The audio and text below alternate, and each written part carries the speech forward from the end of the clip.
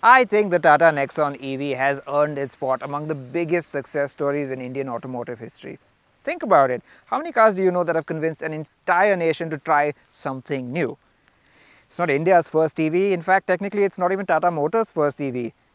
I guess, and I've said this before, it was just the right car, the right price, at the right time. Now, Tata Motors could have just sat on that and let the success flow in, but of course they haven't. They've improved it. And how? I'm Gavin. This is the updated 2023 Tata Nexon EV, and it is so much more than your average facelift.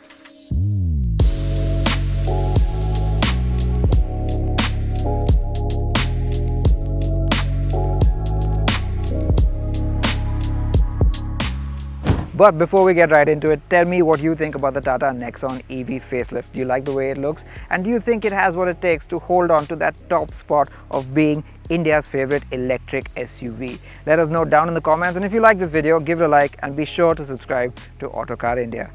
And if you want the Hindi review of this car, head over to our sister channel What Car India. The link is in the description below. Now, you've already seen much of what's new on the outside on the standard Nexon facelift, so I'll be quick. The front end is completely new with split headlamps, DRLs on top and full LED headlamps below, while around the side you'll find new 16-inch alloys and a subtler treatment for the accents at the base of the windows and the doors. Meanwhile, at the back you now get an LED light bar in the center that forks out into LED tail lamps at the sides, plus a more sculpted tailgate and bumper and a new spoiler that hides the wiper underneath. However, the EV gets some changes over and above these. Well, the first thing is this paint shade. It's unique to the EV version. It's called Empowered Oxide, and it's got this pearlescent effect with a bit of green mixed into this grey, and it kind of shows in the light, not right now, but it gives it quite a unique look and brings home that electric feel. The next thing you might notice is this LED light bar between the two DRLs that's unique to the EV, and it has a very interesting function. It's not just for show, because when you plug in the car to charge, it actually lights up as a progress bar to show you how much charge you've put into the car yet. And finally, there's the bumper up front with these new metallic accents that separate it from the ICE version, but also blank off this lower air dam a little bit more compared to the ICE version for better aerodynamics. You still do, however, get the air curtain that channels air through there. The boot remains the same 350 litres as before, and there's a spare tyre underneath, but you'll also have to leave room for the charging cable in here. Now let's hop into the back seat.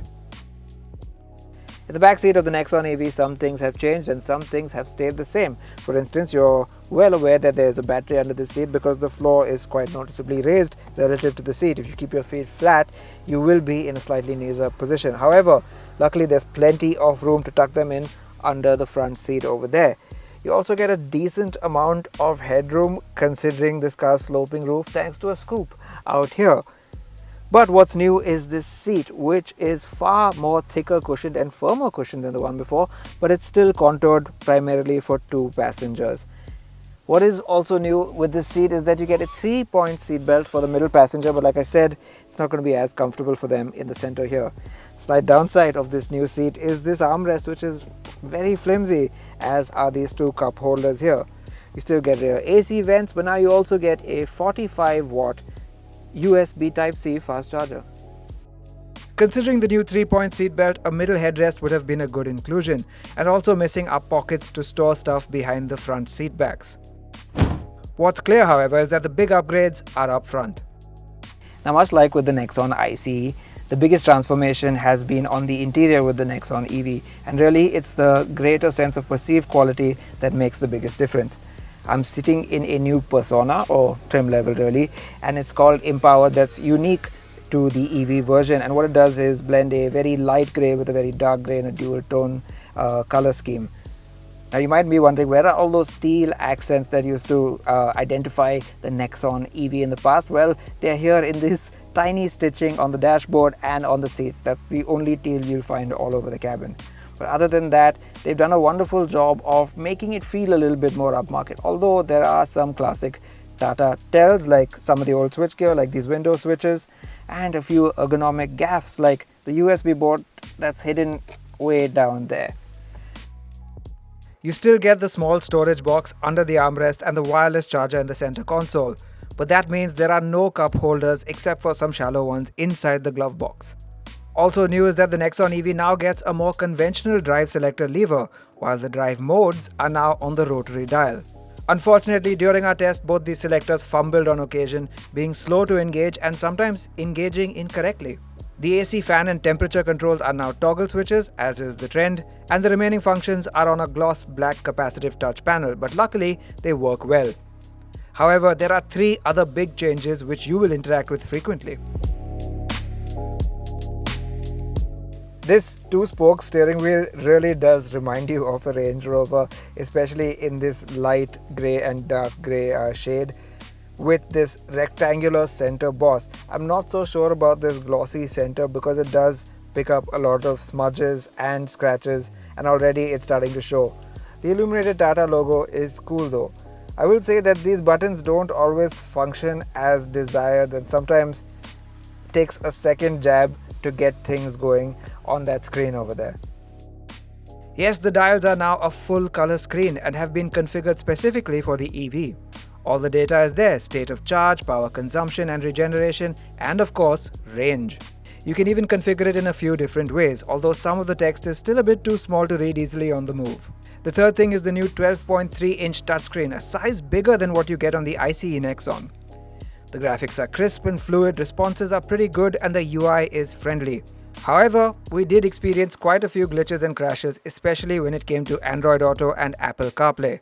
You get a crisp 360-degree camera here, and new to the EV is Arcade.ev, an onboard app store which, with the help of a mobile hotspot or dongle, has apps to keep you entertained while you charge, like OTT video streaming platforms and even some built-in games. And with that, here's a quick look at the features. Highlights include ventilated front seats, wireless smartphone charging and interface, onboard air purifier, the big touchscreen and the digital dials. Special mention has to go to the 9-speaker JBL sound system with a subwoofer that sounds great. On the safety front, you get front and rear parking sensors, a 360-degree camera, electronic parking brake, hill ascent and descent assist, front and rear disc brakes, front and rear seatbelt warning with load sensors, 6 airbags and ESC as standard. And of course, the original ICE Nexon got a 5-star global NCAP crash rating back in 2018. There's also a handy blind spot camera that activates when you use the indicator, but annoyingly it fills up the whole screen and this can be distracting. To sum up the interior then, the design has taken a more mature approach, but the wow factor is still there thanks to the screens and steering wheel. And while perceived quality on the whole is up, there are still a few instances of less than desirable fit and finish.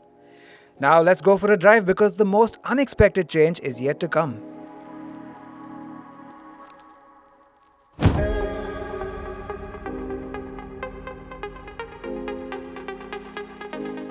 Now, while there have been a lot of changes on the outside and a lot more changes on the inside, there have also been some changes under the skin.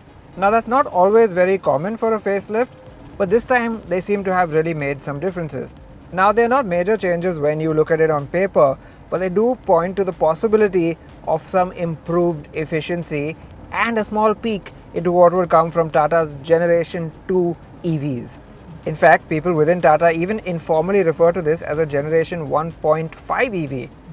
Because although they haven't made any changes to the chassis or the platform, this car uses a brand new next generation electric motor.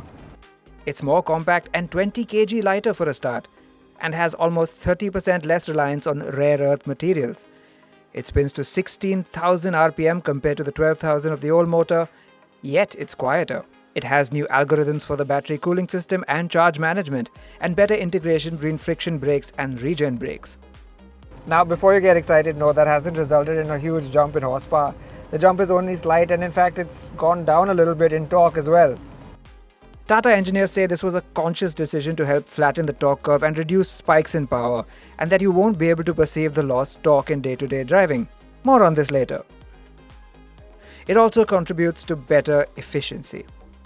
And that means in the real world, you should get more range out of this battery. Speaking of the range, we haven't had a chance to do a proper real-world Autocar range test on this car, which we will soon. But due to various efficiency-enhancing improvements, better aerodynamics on the outside, lower rolling resistance tires, and yes, that new motor, Tata claims that this car is more efficient and the ARAI rated range is now up to 465 kilometers on this long range version, which essentially is the Nexon EV Max. Battery capacity remains the same here at 40.5 kilowatt hours, and as before it can charge at up to 7.2 kilowatt on an AC fast charger. Also the same is DC fast charging, which as we experienced before doesn't go faster than 30 kilowatts, which is slow by modern standards. A cool new addition is that the Nexon EV can now do vehicle-to-vehicle or vehicle-to-load charging via an add-on accessory, which means you can use your car to charge an appliance or another EV.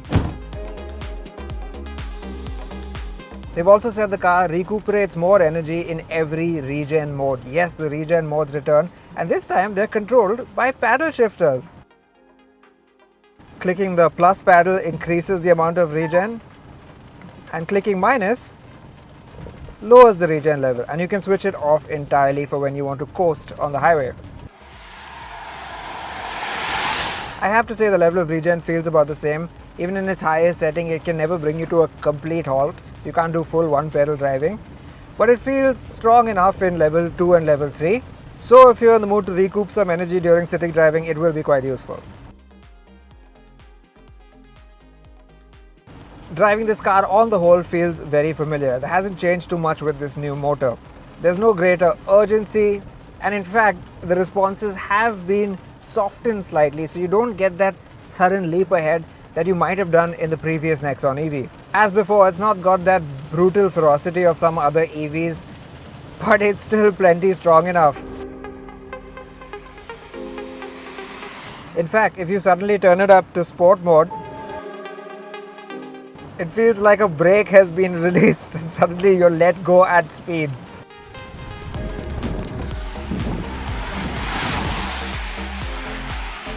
So yeah, there is a lot of power, just that manic urgency is not there, and I think that's just fine.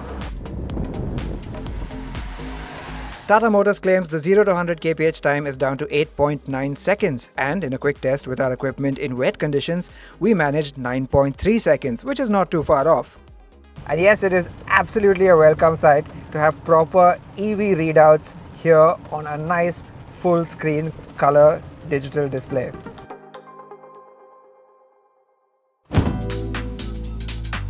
The other thing that's remained pleasantly the same are this car's ride and handling dynamics. There is a slight firm edge to this car's ride, but overall it gives you a feeling of toughness and confidence. And if you thump through a big pothole at speed, it will just shake it off without flinching or disturbing you in the slightest in the cabin. Now, as before, when it comes to handling, the Nexon is really right up there. It's got decent body control, and the steering has some weight. In fact, I think maybe a little too much weight for city driving. Could do with a little bit more lightness in town, but on a nice road, that makes it a lot of fun. Also, because of the robust suspension, you can do this on a not so nice road, one with a slightly broken surface like this one, and you can drive it quickly without flinching.